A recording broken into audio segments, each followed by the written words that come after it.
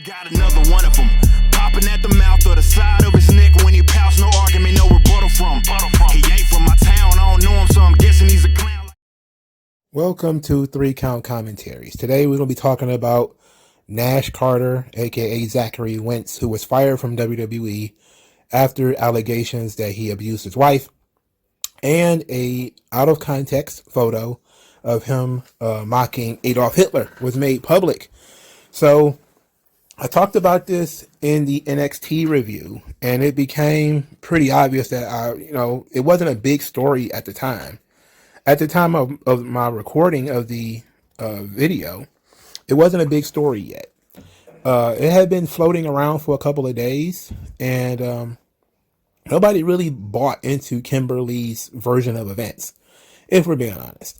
It seemed like nobody really cared what she was saying, and out of nowhere, it just caught a lot of traction. I think when the dirt sheet started to pick it up, it became a bit of an issue. So I remember talking about it on the NXT thing, and I said it. WWE has a zero tolerance policy when it comes to domestic violence. But then people have said, well, it wasn't the domestic violence allegation, but it was him pretending to be Adolf Hitler. So I looked at this thing, and we're going to go through it for people who didn't watch the NXT review, because maybe you don't like NXT, maybe you don't understand, you just wasn't interested, maybe you didn't get that far into the video and you just haven't finished it. So what took place was on April the 4th, 2022, Kimberly tweeted out a picture of herself with a sort of sullen face. Supposedly, these were the proof pictures of her having been abused by Zachary Wentz, aka Nash Carter, the white one of MSK. And the tweet reads, "Hey, WWENXT, this is my face after your tag champ, Nash Carter, got wasted and hit me so hard he split my lip open. He told me I'm a wrestler, so I'm always marked up. I've hid this for a year and even forgave him, but I can't hide it anymore." So Kimberly is a wrestler. Kimberly used to wrestle for Impact Wrestling. She was one of the undead bridesmaids who worked with what's that woman's name? Rich Swann's wife. She quit Impact, I believe, at some point last year, and she's been doing odd jobs or whatever ever since then. So she is a wrestler. These pictures, of course, do not show that you cannot tell from these pictures, rather, whether she got these bruises, if there are bruises, and I can't see any, I'm just being honest, from wrestling or from domestic violence. It's impossible to tell, and there has been a lot of other accusations thrown out there. Kimberly tweeted out a couple of days before, "I'm sorry, but the fact that I'm not ready to talk is why some of y'all are dragging me. This is ridiculous. I've been going through emotional and mental abuse and hell since October, to the point where I have almost taken my life. Look at how you're treating a victim. Shame on you." When MSK won the tag team championships, somebody tweeted at her, "I bet that stings, huh? Get it in, MSK." And Kimberly responded, "Nope, I'm a proud wife." Later on April the 2nd, Kimberly tweeted out, "Say what you want, think what you want. The truth is, nothing on this app matters. You have your minds made up because I put out a little too much personal information the other day. But I did not lie. I'm going to back to the people that matter. Thanks, at Nash Carter." So after she posted the picture of the bruises, she tweeted out, "You all wanted the proof, and there it is. I'm sorry I backed out, but he was telling me lies all weekend to get me not to say anything."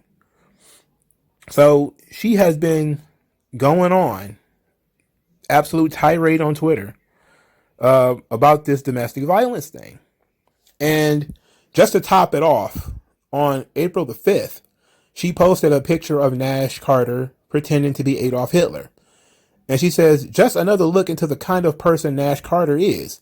At WWE, at WWENXT. I've hid so much for so long because I was so mentally abused. Not to mention the countless anti-LGBTQIA plus statements him and his family make." Then there's the picture of him mocking or doing a Hitler salute. He says, and then she tweets out on the 5th, I was so ridiculously brainwashed, so manipulated, and it's finally over. I will never allow myself to be abused like this again. And on April the 6th, Nash Carter was released from WWE while still being a tag team champion in NXT. And then this was incredibly sad. And I feared this would actually occur. Now, before we get into a surprise tag team partner Nash Carter has in this whole ordeal, I want to discuss just this situation because, as usual, on this channel, I don't care what anybody says about me. I don't care who the person is. I'm not a fan of MSK. If you've ever heard me even talk about NXT, I hate MSK. I really do. I see them as, an ebony and ivory version of the Young Bucks. I cannot stand them. But just because I can't stand you as a performer doesn't mean I think you're automatically a piece of shit human being. If he did this, then him being fired is the least of his concerns. But there is no evidence he actually did anything to this woman. The only person who says that he did anything is her. Now, of course, she would be the one who would know. But I am always innocent until proven guilty, or until there's substantial evidence that says, okay, maybe there is some guilt. And I get a lot of flack for that, because I give people an opportunity, even if it doesn't look good. Like when I do the Dark Side of the Ring episodes, I always go into it thinking, okay, somebody overlooked something. They're going to try to portray a certain thing a certain way. I got a lot of heat for the way I covered the Jimmy Snuka episode, for how I dug into the Owen Hart thing, me actually looking for the old Ultimate Warrior blogs so I could read them. People get mad at me all the time because I am very meticulous about these sorts of things. And when you're damaging somebody's reputation, especially if that person is already dead, I want to know that what you're saying about them is actually factually true. All right. So I try to get as close to the truth as possible, even if it ends up making me look bad. I don't care. The Velveteen Dream situation, I was always, hey, let's see what you got. What is your evidence that the Velveteen Dream did anything? So I am staunch in my, I will see it when I will believe it when I see it. And I haven't seen anything yet. As far as I know, Kimberly has not gone to the police. As far as I know, Kimberly has not done anything in the legal system to get this guy arrested. In fact, she says that the abuse happened over a year ago. He was indeed under contract for WWE at that time. Now, the unexpected tag team partner for Nash Carter is not his partner, Wes Lee, but his tag team partner's wife. Yes, Wes Lee's wife is taken up for Nash Carter. Here's what she tweeted out on April the 5th, 2022. Just so everyone is aware, Nash Carter has been living with Wes and I for months, ever since she was in the hospital, which she checked herself into. He's actually been the one trying to avoid her and her mental abuse. They haven't been together. He went to one therapy session. Now, I will say this. She tweeted a lot about this thing. She tweeted a lot about this. But I want to say this because I feel like it's important. She is using their kayfabe names. Like she refers to Nash Carter as Nash. She refers to Wesley as Wes. Those are not their real names. Okay. I think it's weird that his wife is using kayfabe names, but let's just roll with it. Maybe she's using that because she wants to maintain kayfabe, or at least, I think you can pretty much look up what their real names are if you wanted to, but it is what it is. So Kimber responded, I actually don't know Wes's wife at all. I just know I've seen the text from Wes to Nash talking about going to sleep with his side chick and talking about all the drugs they are going to do together. Of course she's going to take their side, but there's no sides, only freedom from abuse. Wesley's wife continues, and let me not forget to mention that when she got served those papers, divorce papers, she was so upset that she ripped up all of Nash's posters. One of a kind ones with wrestler signatures. This is the kind of estranged, soon-to-be ex-wife who feels she's entitled to alimony. She said, and she tweeted out again, Kimberly is now saying I'm an abuser. Where's the proof, Kim? This is getting ridiculous. Stop being mad that you're being called out. You've done nothing but slander Nash, West, and myself at this point. The court is going to have a field day with all of our proof. Then this was actually pretty funny. Remember, Kimberly says she doesn't actually know Wes's wife at all. There's a picture of Wes, his wife, Kimberly, and Nash Carter. When Nash Carter, no, actually the wife went to their wedding. So that's how long these people have been together. They, Wes and his wife, went to Nash Carter and Kimberly's wedding. And this woman said she didn't know her at all. This is absolutely insane. So Wes's wife continues. You don't know me, Kimberly, but yet we took a dance class together at DGBEK. We were in New Orleans together in the same hotel room for the weekend. We went to Wes and Nash's first debut match together. I was at your wedding. And there is a picture of her at their wedding. Later on, when once she kind of, people seem to back down from the whole abuse thing. There was a particularly interesting tweet. I read where she said that Nash Carter has been living with her and Wes for the last several months and has been separate from Kimberly. And then once she was served with divorce papers, all of a sudden I'm a domestic, I've been abused and I'm going to tweet about it. So once people started sort of backing down on that whole thing about the domestic violence, because we see that it might be retaliation from a divorce, they started talking about the Nazi salute. He's a racist because he did a little mustache and did a Nazi salute. So he's a racist. You're a black woman. Wes is a black man. Your white friend is a racist. So then this is what she said. She says, yes, I saw the photo from when he was 19 years old and gave himself a Hitler stash. And while he has shaving his mustache and did the sign, was it dumb? Yes, he was a kid and learned from that mistake since. Not sure the point she's trying to prove. Again, it's another picture out of context. Now, just for the sake of argument, and I almost never do this, but I figure, why not? I'm going to look up and see how old Zachary Wentz is right now. Because why not? And he's got to be above, he's 27. So this picture is 8 years old. According to Nash Carter's, according to Wesley's wife, this picture is 8 years old. And you can tell it's an old picture because his tattoos are not in it. And if you look at a picture of Zachary Wentz today and look at a picture, well, I think some of his tattoos are in it. I try to find the whole picture before I go full defense mode. Let me make sure I'm doing the right thing here. I want to find the I want to make sure that the picture, whether the picture shows his tattoos or not. All right, so I found a bigger version of the picture.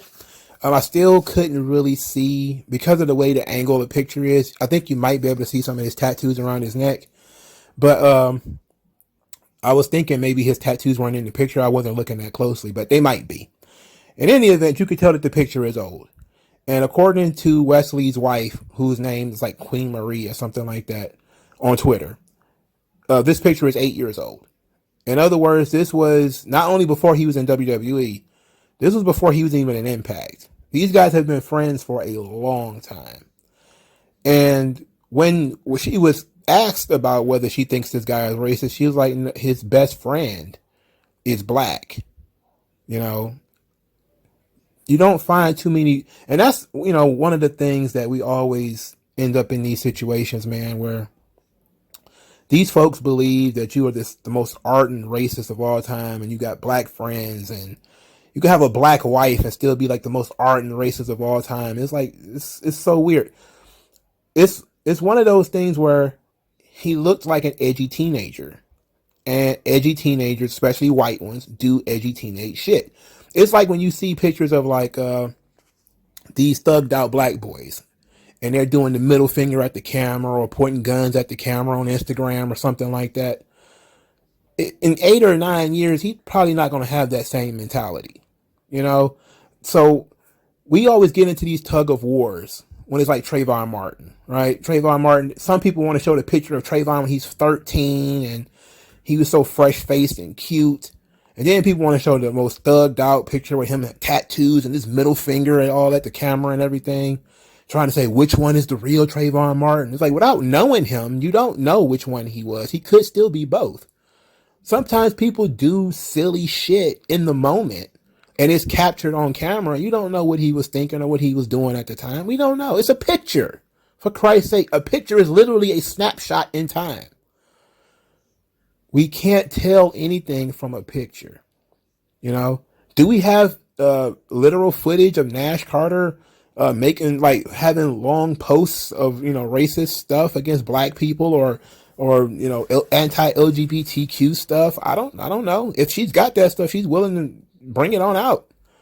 But it doesn't seem like she does. It seems like she did get an or found, maybe, or still maybe had, who knows how long they were together, an out of context picture. And she posted it, obviously cropped, as a way so you can see that he was doing a Nazi salute. And we don't know if anybody else was in the picture, if it was meant to be a joke, it was meant to be a gag. I don't know. I'm not one of those people that Nazi imagery triggers me, because I know that it's just something that edgy white boys do. You know, just like I said, edgy black boys go the gangster route, the thug route. They may have 100 chains, or you know, might pull up, you know, do the little thing with the guns and the camera on Instagram or something like that. Everybody kind of has their thing. And some white boys are, you know, they get thugged out too and they act like that. But one of the funniest things to white people is doing the Nazi salute or trying to be edgy in that way, playing racist, teasing with racism and stuff like that because they think it's funny. And I don't believe in cancel culture to the degree where this guy took a picture of himself apparently 8 years ago. Now all of a sudden he should lose his job today over it. That makes no sense. I can't support that. Now WWE has a history of firing people for having the zero tolerance for domestic violence. That's one thing.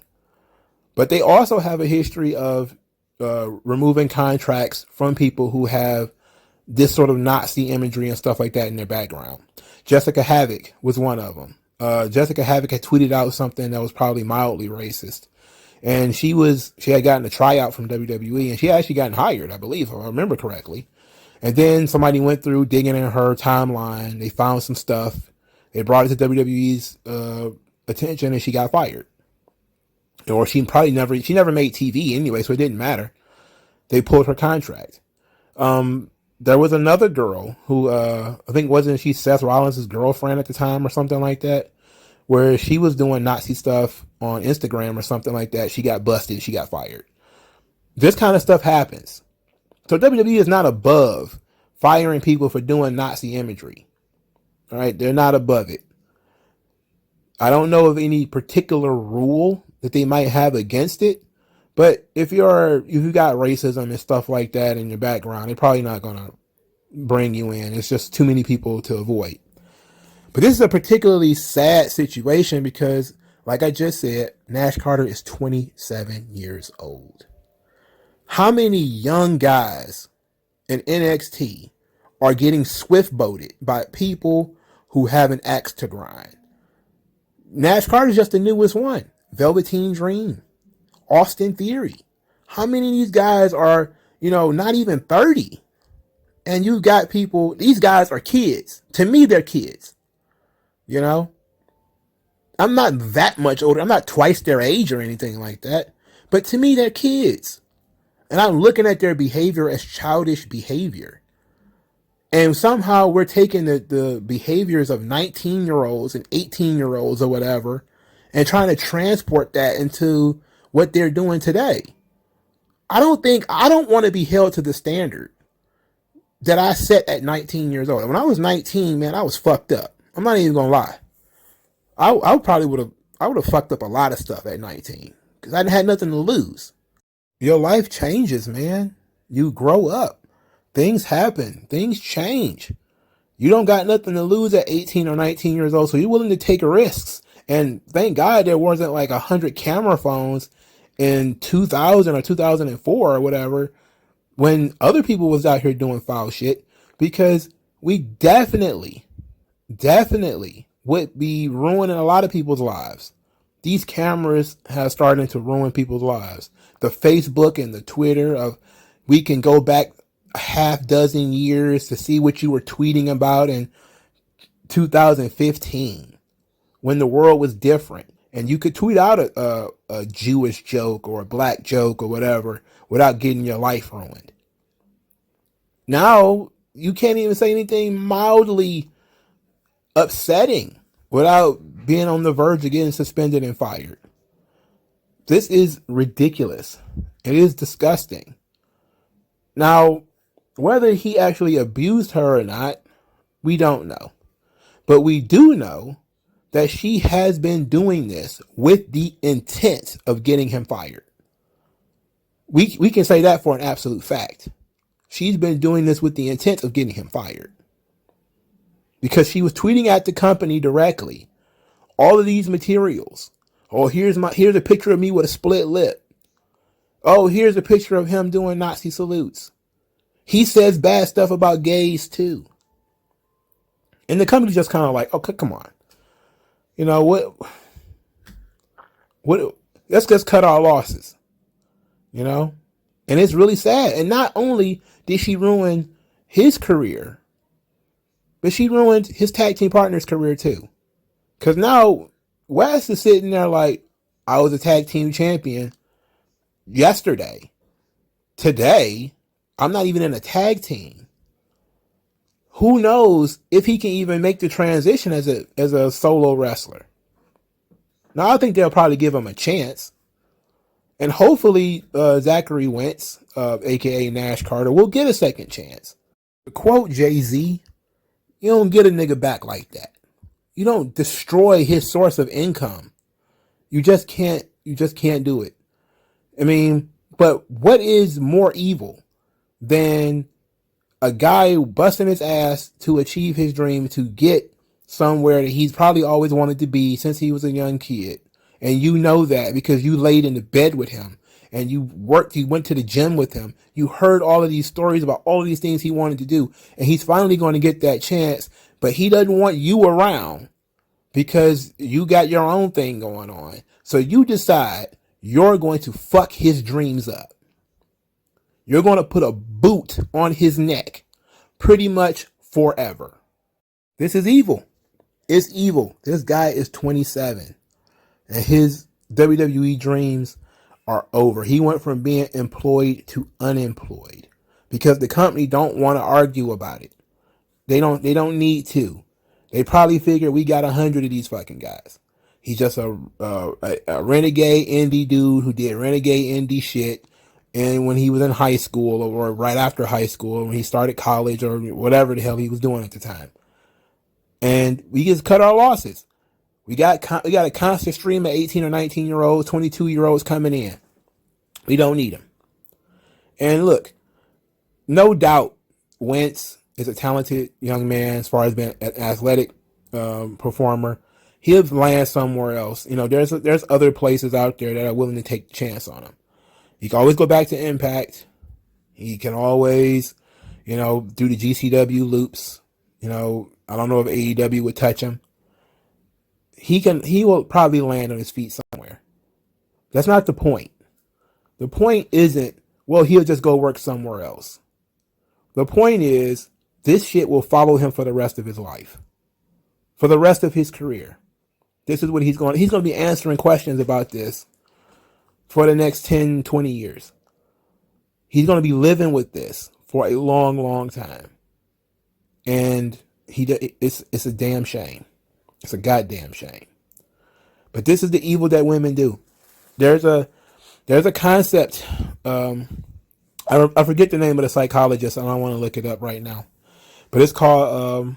But this lady, it's a lady psychologist, and she looked up whether men or women were more violent. And when you look at physical violence, men are more aggressive and more violent than women. But when you peel it back, she found that girls are far more likely to bully than boys are. And she said you have to expand the terms. If you look solely at physical combat, boys get into fights far more than girls do. But girls engage in more antisocial behavior because they gossip. And sometimes that is worse than being punched in the face. Because a girl can goad you into hitting her through gossiping. A girl can call the police and say you did something to her. That's basically gossiping. Girls can lie about you, and knowing that they will be believed. And this psychologist took this into account. That if you look at, and you can expand it, you can expand from her understanding that women often lie about domestic violence during divorce situations, especially when there's children involved and there's custody. Nobody ever saw this guy ever hit you in your life. All of a sudden, you are standing in front of a judge, you're about to get divorced, or it's a custody battle. All of a sudden, oh yeah, he used to beat me. Calling the police saying he's stalking me. These kinds of things go on all the time, and men deal with this shit. And because women are seen as the fairer sex, they're always seen as being the victims. It's easy for them to play the victim because it's a role that other guys and other women are expecting women to play. Nobody ever considers that she might have been the aggressor. And that's the thing about this whole thing that really kind of throws me for a loop. Is nobody is asking the question. Maybe she was the problem all along. We don't know. And probably will never know. But we do know that her intent was to end his career. And that's why she was tweeting out that stuff. And knowing that alone is enough to know what she was up to. She was doing what they call relationship savaging. She destroyed his relationship by destroying his job. You don't want me, you can't have your dream. She's disgusting. Truly disgusting. But like, share, and subscribe. I'll talk to y'all later.